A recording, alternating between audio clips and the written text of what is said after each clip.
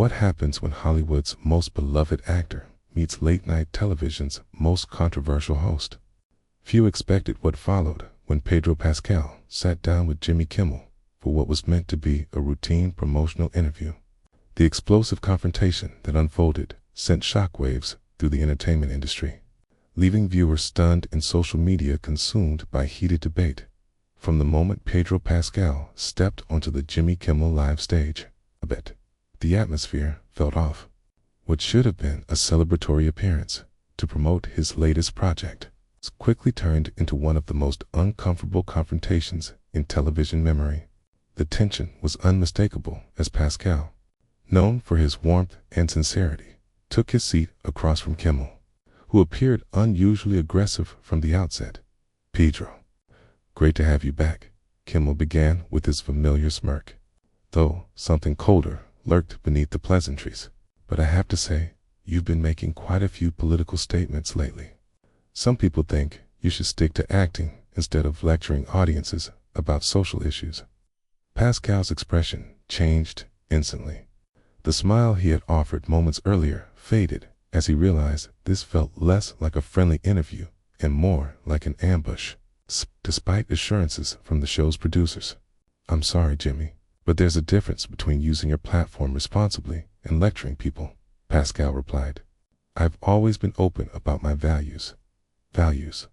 Kimmel cut in, his tone turning, mocking, and seemingly catching even his audience off guard. "Don't you think it's a bit hypocritical to talk about social justice while making millions from a Disney franchise? We all know Disney's record on human rights." The studio grew noticeably quiet as it became clear this was no longer light-hearted banter.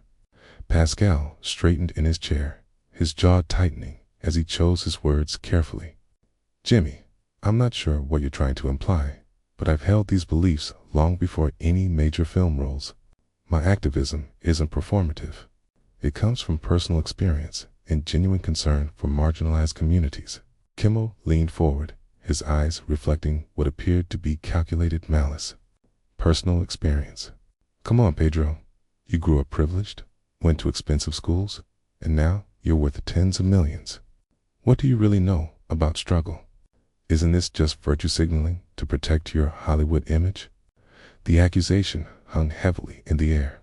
Pascal's hands clenched as he struggled to maintain composure, though those watching closely could sense the anger building behind his eyes. "That's completely out of line, Jimmy. You know nothing about my family's history or what we've been through." "Oh, I know plenty," Kimmel shot back with a cruel laugh.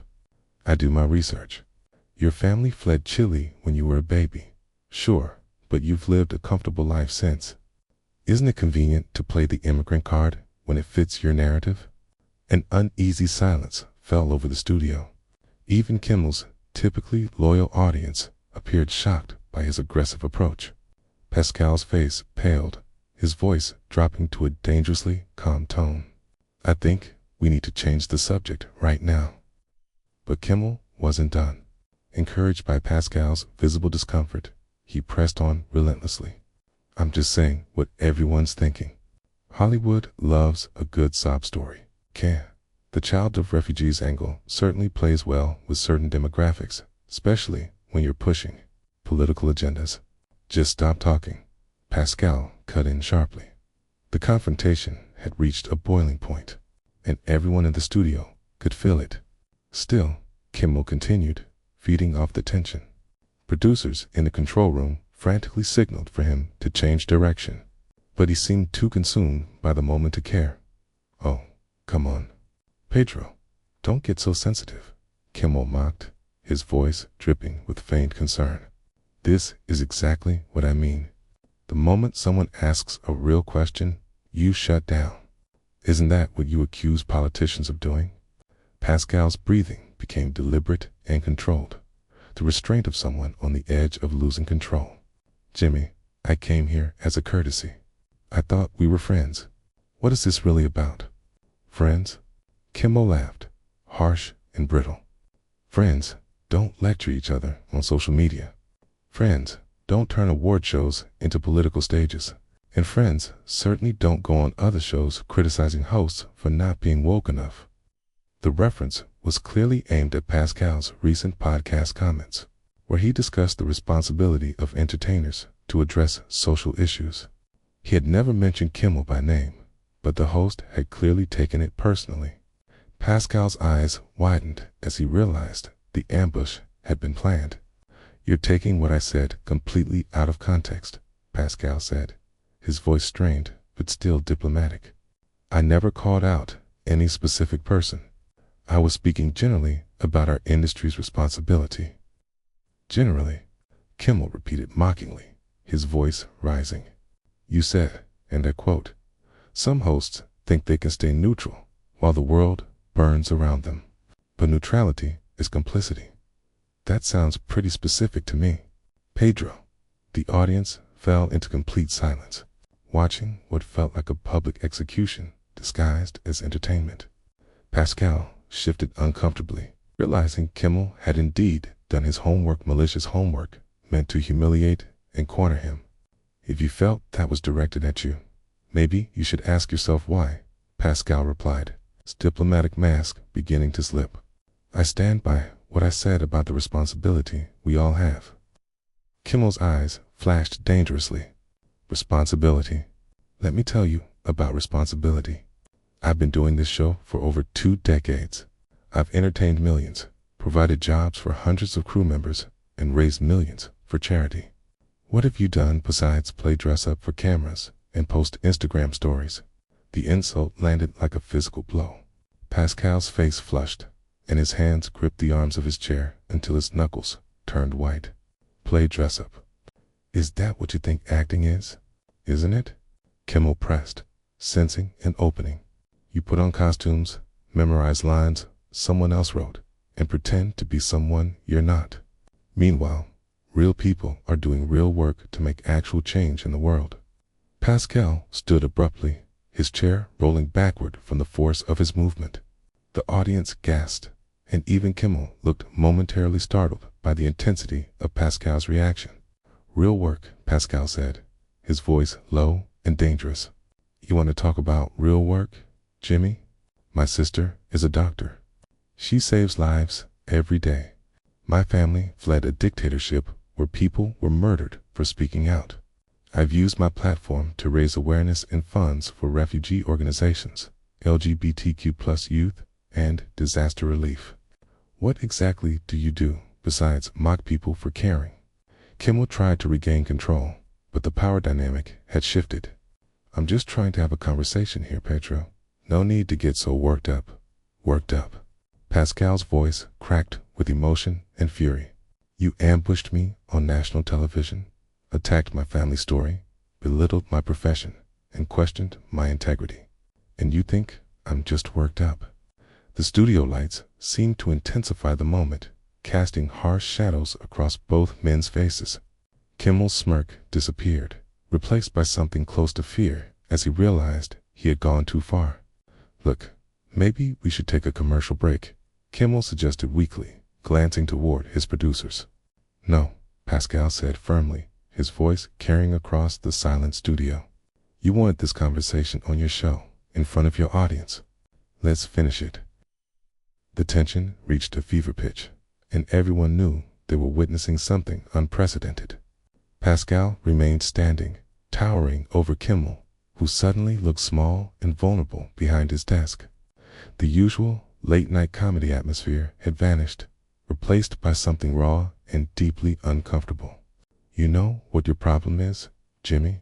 Pascal said calmly, his tone more chilling than anger. "You've confused cynicism with intelligence, cruelty with comedy. You think tearing people down makes you clever, but it just makes you sad." Kimmel's face flushed as he tried to reclaim authority. "Don't lecture me about comedy, Pedro. I've been doing this since before you were relevant. You're just another actor who thinks fame gives you wisdom. Relevant." Pascal laughed bitterly. "You're attacking me because you're threatened by the idea that entertainers should care about something beyond ratings and ad revenue. When did caring become controversial?" The audience was transfixed, with some pulling out their phones to record what was clearly becoming television history. Kimmel's security team hovered at the edges of the set, unsure whether to step in or let the moment unfold. You want to know what's really going on here? Pascal continued, his voice growing stronger. You're angry because your brand of humor is dying. People are tired of punching down, tired of lazy jokes at the expense of marginalized communities.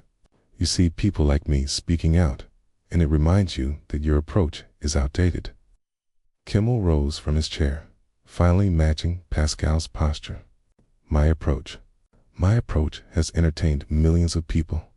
I don't need validation from some sanctimonious actor who thinks he's saving the world one Instagram post at a time. At least, I'm trying to do something positive with my platform, Pascal shot back. What do? Make jokes about people's appearances. Mock politicians while pretending to be above politics. You're a coward, Jimmy. You hide behind just comedy while contributing nothing meaningful to the world. The words struck Kimmel like physical blows. His face twisted with rage as he stepped around his desk, moving closer to Pascal. How dare you call me a coward? I've taken on presidents, corporations, and controversial topics when it mattered. When it was safe, Pascal replied, without backing down. When it was popular opinion. When did you ever take a real risk? When did you ever sacrifice anything for your beliefs?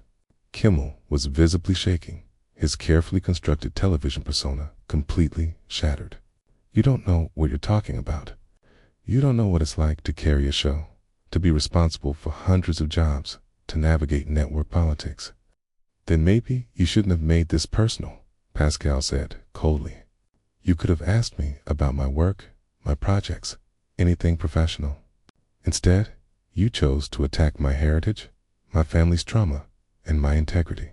That says everything about who you really are. The studio became a pressure cooker of tension. Crew members stood frozen, unsure whether to keep filming or cut away. The band sat in stunned silence, their instruments forgotten. Even the usually chatty audience was completely quiet, sensing they were witnessing a career-defining moment for both men. Kimmel's voice dropped to a venomous whisper. You think you're better than me because you give to charity and post about social causes. It's all performance, Pedro. Everything you do is calculated to maintain your image as Hollywood's good guy. Pascal's composure finally broke. Performance. You want to talk about performance? My father was tortured under Pinochet's regime. My family fled our country with nothing. I've watched friends die from diseases that could have been prevented with better health care. Those aren't performances, Jimmy. That's life. That's why I speak out. The revelation hung in the air like a bomb. Even Kimmel appeared stunned by the raw pain in Pascal's voice. For a brief moment, the host looked almost human, as if realizing he had crossed a line that could not be uncrossed. But the moment passed quickly, and Kimmel's defenses snapped back into place. Everyone has a sob story, Pedro. That doesn't give you the right to lecture the rest of us about how to live our lives. Pascal looked at him with a mix of disgust and pity. You're right, Jimmy. Everyone has a story. The difference is that I use mine to try to help others. You use yours to justify being cruel. The silence that followed was deafening. Pascal scanned the studio, taking in the shocked faces of the audience, the uneasy expressions of the crew, and finally, Kimmel's slumped posture. Something fundamental had shifted. I think we're done here, Pascal said quietly, his words carrying to every corner of the studio. He began to remove his microphone, his movements deliberate and final. Kimmel made one last desperate attempt to regain control. Come on, Pedro, sit down. Let's talk about your new project. That's why you're here, right? Pascal paused, the microphone halfway off his lapel, and looked directly into Kimmel's eyes. What he saw, their desperation, fear, and a complete lack of remorse seemed to make his final decision. He exhaled slowly and shook his head with what looked like genuine sadness. No, Jimmy, we're not going to pretend this didn't happen. We're not going to pivot to some pre-scripted segment and act like you didn't spend the last 10 minutes trying to humiliate me on national television. Pascal's voice was steady, carrying a sense of absolute finality. This is exactly what's wrong with this industry. The show must go on, even when it's built on cruelty. Kimmel's face went pale as he realized Pascal wasn't going to give him an easy escape. Pedro, come on. This is television. We're entertainers. Sometimes things get heated, but entertainers. Pascal interrupted, fully removing his microphone and holding it in his hand like evidence. You think what just happened was entertaining? You think attacking someone's family history, their heritage, their profession, and their integrity is entertainment? The audience was completely absorbed, witnessing what felt like a public reckoning. Some openly recorded on their phones, knowing they were watching history unfold. The usual late-night rhythm was gone, replaced by something far more real and uncomfortable. Pascal turned toward the audience, ignoring Kimmel entirely. Ladies and gentlemen, I want you to understand something. I came here tonight expecting a normal interview. Instead, I was subjected to a planned attack meant to humiliate me for having opinions and using my platform to support causes I believe in. The audience murmured uneasily. Then some began to applaud, lowly at first, then louder and stronger. The sound seemed to physically wound Kimmel as he stood helplessly behind his desk. This is what happens when you dare to speak out about injustice in this industry. Pascal continued, his voice clear across the studio. This is the price of having principles, and I'd rather pay that price than compromise my values for the sake of a comfortable interview. Kimmel made one last attempt to regain control. Pedro, you're being dramatic. This is just television, just entertainment. Don't make it bigger than it is. Pascal turned back to him, the look in his eyes devastating. Just entertainment. Jimmy, your show reaches millions of people every night. Your words have power, influence, impact. When you use that platform to tear people down, mock their beliefs, and attack their families, that isn't entertainment. That's an abuse of power. The silence that followed was profound. Even the band sat frozen. Kimmel looked around desperately for support and found none. His own audience was applauding the criticism aimed at him. Pascal placed his microphone gently on Kimmel's desk, the small sound echoing in the quiet studio. I've spent my career trying to tell stories that matter, to portray characters with dignity, and to use whatever influence I have for good. I won't sit here and be diminished by someone who's forgotten what basic respect looks like. Kimmel's voice dropped to a whisper. Pedro, please, can we just... No? It's a single word cut through everything. Pascal stepped back from the desk, creating clear physical distance. I'm done. I'm done with hosts who think cruelty is comedy. I'm done with platforms that reward tearing people down. And I'm especially done with people who attack others for caring about something bigger than themselves. He walked toward the edge of the stage, his movements deliberate and dignified despite the chaos. The applause grew louder, many now standing. It was clear where the audience stood. Kimmel called after him desperately. Where are you going? We're in the middle of a show. Pascal stopped at the edge of the stage and turned back one final time. You want to know where I'm going, Jimmy? I'm going home to my family.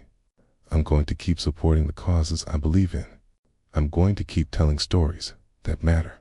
And I'm going to remember this moment as an example of everything I never want to become. With that, Pedro Pascal walked off the Jimmy Kimmel live stage, leaving behind a stunned studio and a host whose career would never recover from what had just occurred. The audience continued applauding long after Pascal disappeared. While Kimmel stood alone behind his desk, the wreckage of his reputation scattered around him. The cameras kept rolling, capturing every moment of Kimmel's humiliation as he struggled to find words that never came. The silence lingered, broken only by sustained applause for a man who chose dignity over convenience and principle over profit. Within hours, clips of the confrontation spread across every social platform, drawing overwhelming support for Pascal and harsh criticism of Kimmel's conduct. The incident became a watershed moment, igniting industry-wide discussions about responsibility, respect, and the true cost of entertainment built on cruelty. Jimmy Kimmel's ratings dropped immediately. Advertisers began pulling out, and the network was forced to address the incident publicly. Meanwhile, Pedro Pascal's career reached new heights, with directors, producers, and fans praising his integrity and courage. What was meant to destroy Pascal instead destroyed the man who engineered it, proving that standing up for your values can be the most powerful performance of all.